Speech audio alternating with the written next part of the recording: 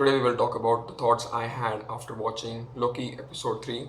Now, this is not a scripted video. I do have some points. I watched Loki an hour ago, so this is purely my reaction more than an analysis. The first point is that TVA is kind of looking like the villain here, like I had predicted, because Lady Loki confirmed they are all variants, not the real employees who were made in the TVA. Just like Mobius was telling Loki that he thinks that he is born inside the TVA. That's not the case. So that's interesting. It's going in the direction I want and where it should go. So the character of Lady Loki is finally revealed and how she is, and she is not what I thought she was. Including my friends, we thought she would be like master manipulator who is creating such elaborate games to even defeat the TVA, so she must be like super savvy, but that's not the case. Now, even if she is somewhat of a tactician, the game she's playing of hiding from the TVA and all that, she is good in that, but I don't think she is like a mature person. She's like a teenager.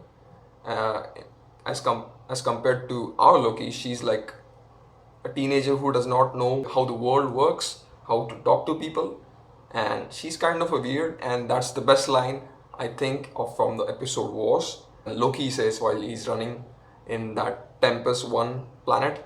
Loki says that you are so weird. Like she is kind of weird person, but that may be because she was brought up in a weird environment. As we see in the episode, she says that she has been running from the TVA authorities her entire life, and she does not know her mother. She remembers only glimpses because she maybe died, I don't know.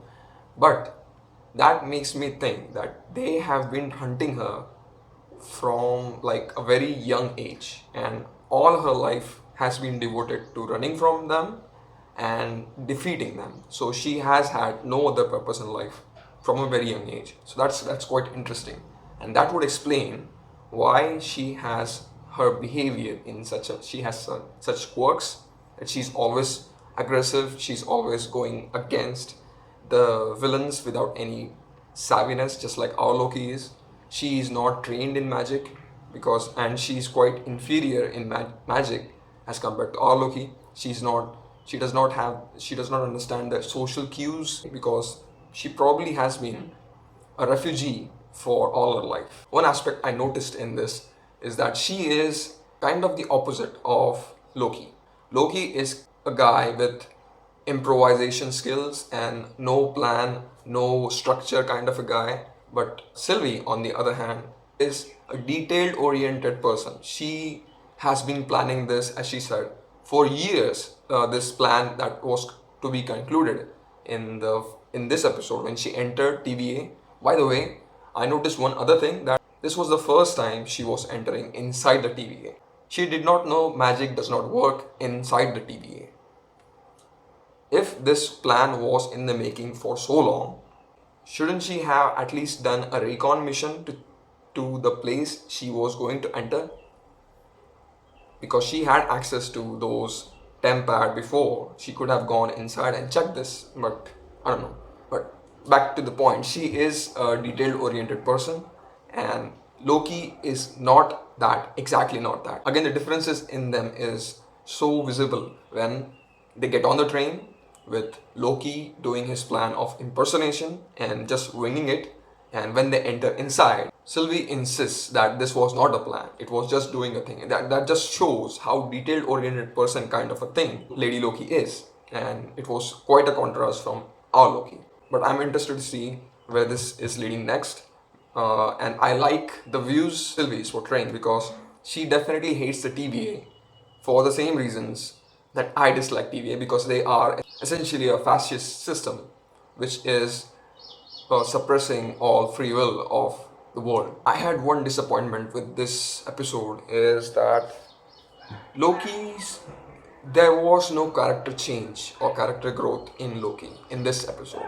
Maybe because he had enough of it in the first two episodes, but in this one, here's my problem. In the first episode, he was free of the burdens of expectations he had from himself, of the preconceptions. That was done with the help of movies. In the second episode, he was using his core competencies to to do something productive. He was helping TVA, of course, but it was for Mobius, and he was doing something to crack a case in a non-malicious way. So that was again a good utilization of his character. But in this one, he does not have a core need he wants to pursue except from escaping from this planet. So that was somewhat underwhelming of an aspect I had seen in this episode. I would have liked to see something along the lines that he has a choice or he realizes something about himself while interacting with this Lady Loki. That did not happen. This was entirely centered around the Lady Loki, that is Sylvie, and extracting as much information from her as much Loki can, so that audience can also know, but she is withholding so much. And by the way, that was one of the core reasons this episode was so engaging, because Tom Hiddleston is so savvy and he has so much finesse while he portrays Loki that we love to hear him talk.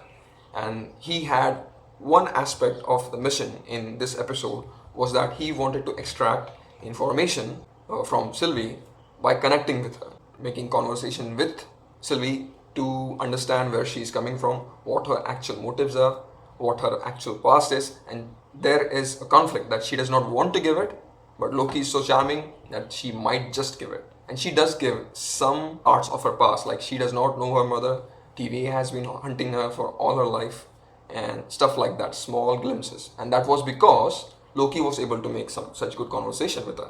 But Loki did not work on himself, so that was kind of a drag, but still an engaging episode. I noticed the best part about the conversation they have in this episode is how they talk about their mothers. Because Loki has a very complicated relationship with his family and his mother. He loves his mother, but kind of hated his father for withholding the information that he was a frost giant and adopted person, and that's why he thinks he was denied the throne. Very complicated. But the best part about this is how he opened up about his mother to Sylvie, because who better to understand his feelings than some other Loki, because that's the person who would understand the situation, and she does understand it. She accepts this outpour of information from Loki and does not make fun of him or dismisses him as she has been doing for the rest of the episode. But when it came to their mothers, she was all ears, and that created somewhat of a bonding between them. That was quite nice. And one tiny detail I liked in this episode was how they portrayed Loki when he liked the drink. Just like Thor liked his drink in Thor 1, they smash their cups when they say that they like this drink, and they say just another, and that was hilarious. That good callback. And what better way to interconnect these universes with tiny details such as this.